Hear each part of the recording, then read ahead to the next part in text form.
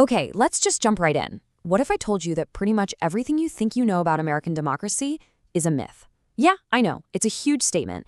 And look, these aren't my words. They come from a really respected historian in a lecture he gave way back in 1972. So today, we're going to unpack his argument. And let me tell you, it's like a wrecking ball to some of our most deeply held beliefs. It forces you to look at how the system really works, not just how we imagine it does. And there it is, right there in black and white. The American democratic tradition is largely a myth. Wow. That's a bold claim, to say the least, right? So the first question that pops into my head is who on earth would say something like that? Is this just some random radical guy with an axe to grind? Well, to really get what he's saying, we've got to get to know the man himself. Right, so let's meet the man behind the curtain, Carroll Quigley, who's been called the unromantic historian. So was this guy a fringe thinker? Not even close. Just look at this list. We're talking Harvard, magna cum laude, MA, PhD. He was a professor at Georgetown for 35 years. And he wasn't just some boring lecturer. His students loved him. They voted him the top teaching award 4 times. And get this, the alumni from nearly 3 decades said he was the most influential professor they ever had. So we're dealing with a serious, heavy-hitting scholar here, someone known for being a forceful and dramatic lecturer. Okay, so you have this brilliant, respected professor. How does he get from A to B? How does he land on such a, radical conclusion?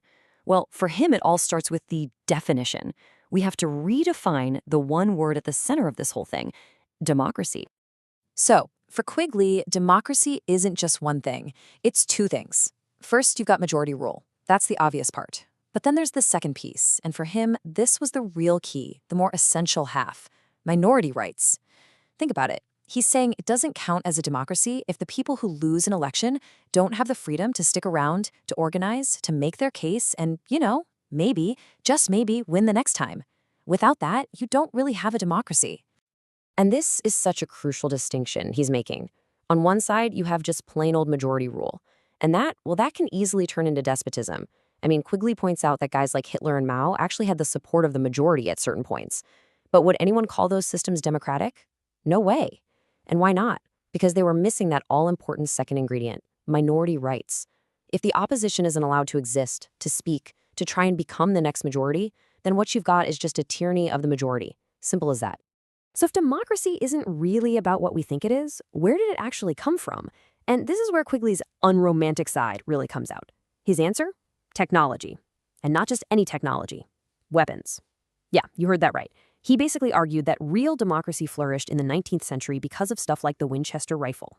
His logic was pretty simple. When guns became cheap and easy for anyone to use, it suddenly became really hard for a small elite group to just dominate everyone else. The playing field was leveled, in a very literal way. All right, now that we've got his definitions down, we're ready to get to the main event. This is where Quigley really starts swinging that wrecking ball, taking on the foundational myths of American democracy one by one. Okay, myth number 1. You know that story we all learn in school, that our democracy is a gift from England? Well, according to Quigley, that's just wrong. Total myth. He's like, look at England in 1775.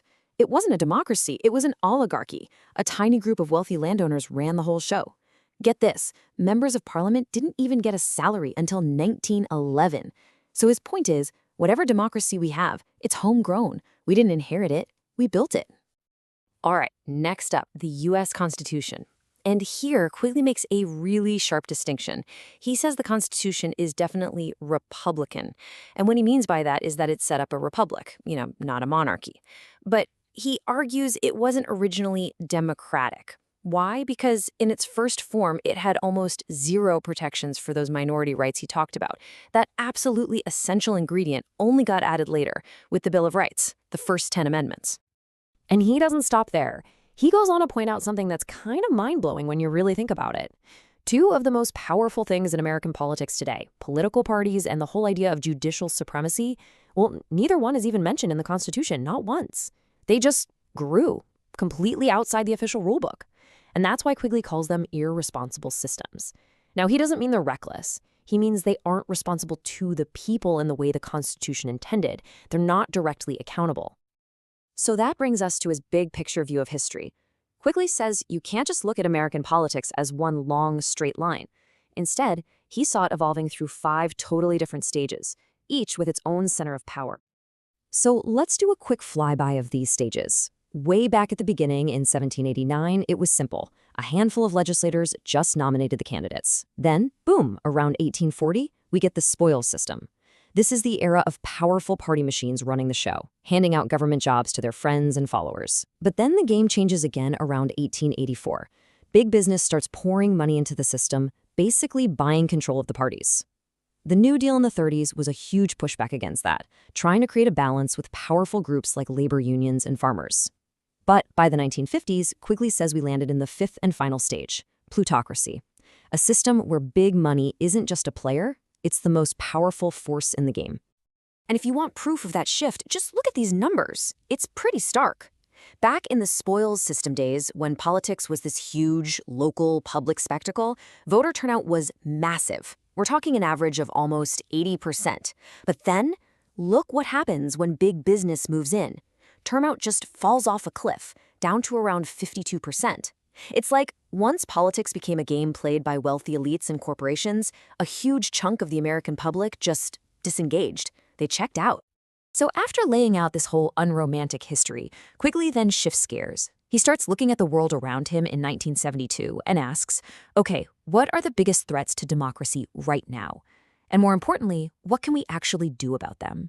This is where he gets into threats and trigger points. Threat number 1, and for him, this was the big one, money in politics. He saw the cost of running for office just skyrocketing, with TV ads and air travel becoming essential, and he saw where it was headed, a system where you basically can't win unless you have access to a ton of money from big corporations or big unions. He wasn't shy about it. He just called it a plutocracy. His second major threat is a fascinating one. He called them fictitious persons, which is a term from old Roman law. What are they? Basically, corporations and unions. Think about it. They have a lot of the same legal rights as you and me, but they have one superpower we don't. They're immortal. They don't die. And for Quigley, that was a huge problem. Having these powerful, undying, and remember, irresponsible players in a system designed for mortals, he saw that as a really grave danger. Okay, threat number 3, the presidency itself. Quigley's argument here is that the American president just wears too many hats. At the same time, one person is the head of state, the head of government, the head of their own political party, and the commander-in-chief. He thought that was a crazy amount of power concentrated in one person, and he even made a comparison that should make you sit up and listen. He compared it to the Roman Emperor Augustus Caesar, who basically ended the Roman Republic by collecting all these different powerful jobs for himself.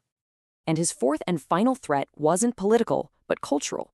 He was worried about this push towards uniformity, this idea that we shouldn't just have equal opportunity, but that we should all have equal outcomes. He warned that democracy thrives on diversity, a diversity of talents, of opinions, of ideas, and if you start pushing for a culture where everyone is supposed to be the same and achieve the same things, well, you're eroding the very foundation that democracy is built on. So, after all that doom and gloom, you might think Quigley was just a pessimist, but he wasn't. He was a big believer in finding solutions, and he had a really cool term for them, trigger points. The idea is pretty simple. It's like finding the one perfect little lever in a giant, complicated machine. If you just push that one lever in the right way, you can create huge, positive changes throughout the whole system. It's about working smart, not just hard. And he gives a perfect example of this. Take the seniority system in Congress. The problem is that powerful committee chairmanships go to the person who's been there the longest, not necessarily the best person for the job. Now, the radical solution would be to just, burn the whole system down. But Quigley's trigger point solution is so much smarter. He says, just make one tiny rule change. Allow a simple majority of any committee to force a vote on a bill. That's it. Suddenly, with that one little change, the all-powerful chairman is now accountable to the rest of the committee. It's a small key that unlocks a very big door. And so that's where he leaves us. Remember, Quigley was warning about all of this stuff. Big money in politics, the power of immortal corporations, a presidency with too much power, and a culture pushing for uniformity. He was saying all this back in 1972. That's over half a century ago. So the question for us today is, which of those warnings rings the most true for you? When you look around, which of these threats seem the most real? It's definitely something to chew on.